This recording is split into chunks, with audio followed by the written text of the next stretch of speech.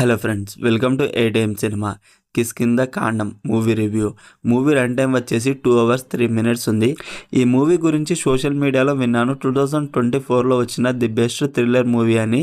అందుకే ట్రైలర్ కూడా చూడకుండా డైరెక్ట్ మూవీ అయితే స్టార్ట్ చేశాను. మూవీ స్టార్ట్ చేసిన 40 minutes వరకు slow narration and slow screenplay. ఇంటర్వెల్కి వచ్చేసరికి ఓకే అనిపించింది. తర్వాత కూడా అంతే స్లోగా అనిపించింది. చూపించిన విధానాన్ని మళ్ళీ చూపించారనిపించింది. లాస్ట్ 30 minutes అయితే ఓకే బాగానే ఉంది అనిపించింది. ఈ మూవీలో ఫస్ట్ హాఫ్లో గన్ గురించి సాగదీశారు అండ్ సెకండ్ హాఫ్లో మతిమర్పు అని చాలా సాగదీశారనిపించింది.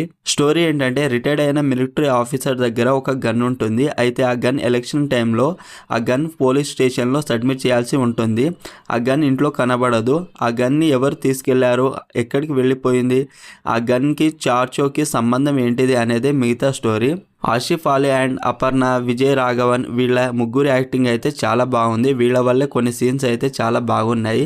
సినిమాటోగ్రఫీ బాగుంది. బ్యాక్గ్రౌండ్ మ్యూజిక్ ఓకే అనిపించింది. ఓవరాల్ మూవీ అయితే కొంచెం స్లోగా ఉన్నా పర్వాలేదంటే ఒక్కసారి చూడొచ్చు. నాకైతే ఒకసారి చూడొచ్చు అనిపించింది. Streaming on Disney plus Hotstar. మరిన్ని మూవీ రివ్యూల కోసం మన ఛానల్ని సబ్స్క్రైబ్ చేసి బెల్ ఐకాన్ ఆన్లో పెట్టుకొని. Thank you.